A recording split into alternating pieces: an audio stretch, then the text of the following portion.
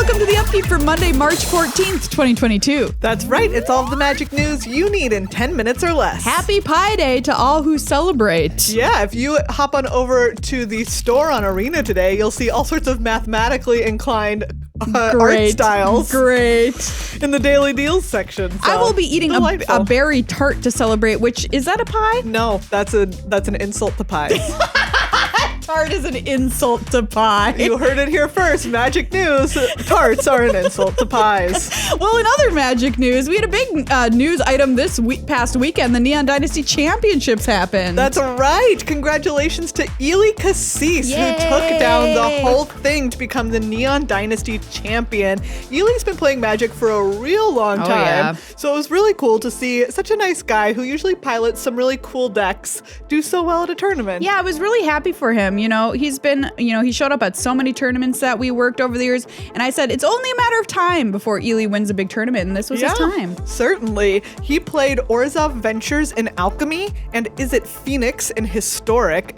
Is It Phoenix, of course, old news, but Orzhov Ventures, one of the cool new decks to come out of this tournament. It's so much fun. I've been playing it nonstop.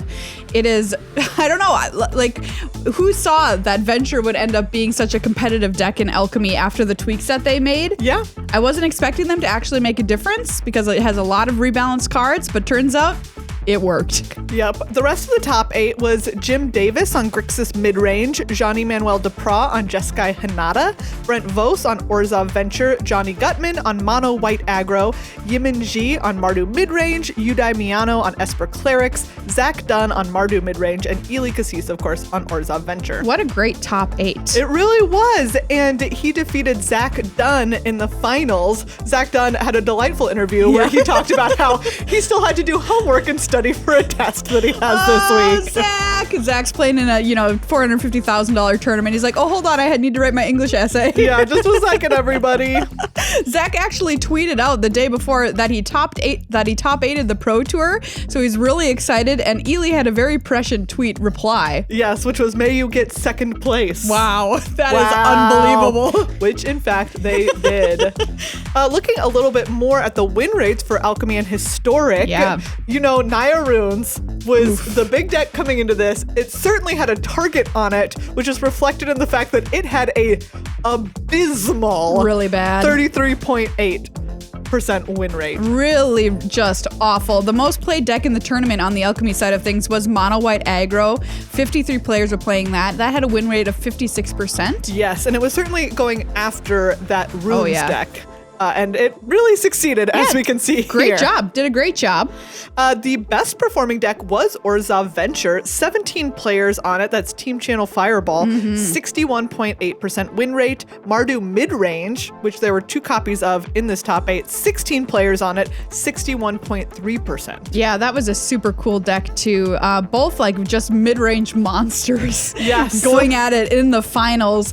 My personal favorite deck though was Shota Yasuoka's Is It Mill deck. Oh, it was amazing. It was milled. Beautiful. What a thing of beauty. And that was undefeated. Yes, it in was. the Alchemy rounds. Yeah, so if you like to mill people out, check that deck out. The historic win rates, Is It Phoenix was the most played deck, 56 players on it, 52.8. So just, Not solidly bad. Respectable. Yeah, respectable win rate. Yes. Azorius Yorion, which one of the Japanese super teams was on, had the best win rate of 57%. Yeah, and the Japanese super team brought Naya Runes in Alchemy. Yes. So that was unfortunately a misstep on their part there, but they did make the right choice in Historic. Yeah, they certainly did.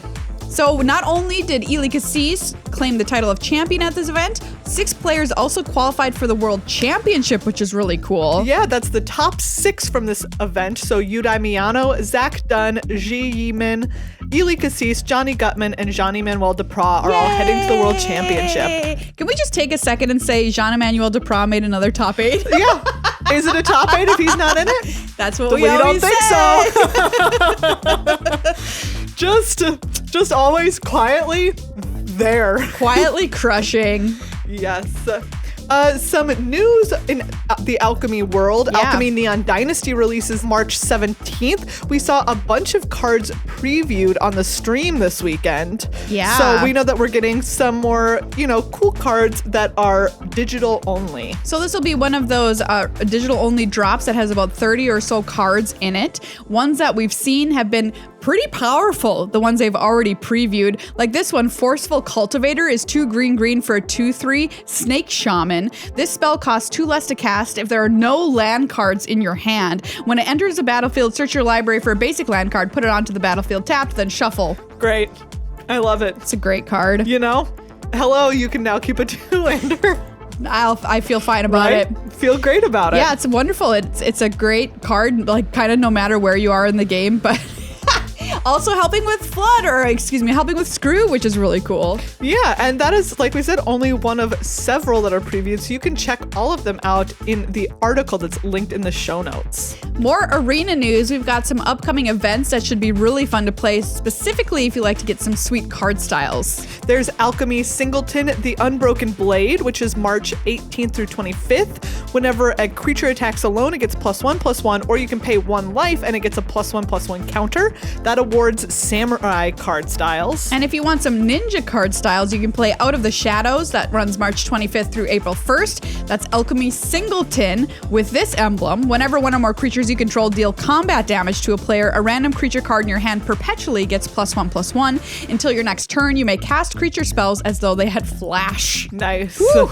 Also, just a note, Streets of Nuka Penna releases on Arena April 28th. Ooh, how is that next month? I know, it's so soon. Absolutely wild. But not as soon as it will release in your LGS, which is the 22nd. Yes, and we've actually seen some really cool new art from Streets of Nuka Penna. It's beautiful. They gave us some info like story before previews is going to keep continuing with this set.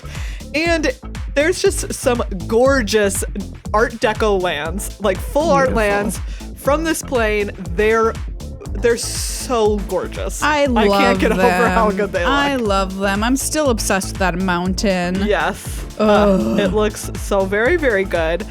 We've heard about the 5 families that there are and their names. Let me ask you which family you are, Megan. Ooh, great question. Probably Obscura. Probably the white, blue, black. That's what I was going to guess, too. Yeah. Who are you? I want to be the Cabaretti. Red, white, green. Nice. When we designed my Planeswalker back in the day, I was a Naya Planeswalker. Oh, Do you remember that? That makes a lot of sense. Yeah, and also their main, I don't know, their logo looks like a kitty cat, so I'm here for it. So we've seen some full art lands. We've seen some lands for each of these families that are kind of like, their spot, their headquarters or whatever. The HQ. Yeah. The Tri-lands. Yes, that are tri-lands. And then we've also seen like some extended border card styles for those. A whole bunch of stuff to look at that just looks incredible. Yeah. Again, if you want to check it out yourself, link in the show notes. And finally, before we go, we're just going to plug a video that we made on our YouTube channel. You can check it out at youtube.com/goodluckhighfive. We made an Oathbreaker multiplayer video. Yeah, it's a ton of fun. We have our friends Judge Rob and Sam Eilenfeld in there to play just, a fun match of Oathbreaker, which is like Commander, but much quicker. Fast version of Commander. Yeah, and we had a ton of fun. It's a really fun game, everybody. Yeah, with a surprising end. Yeah, seriously. There's some very surprising twists to it. So check that out if you want. You can support our show over on patreon.com/GLHFmagic, and you can listen to our full-length podcast, Good Luck High Five, anywhere fine podcasts are found. Good Luck High Five!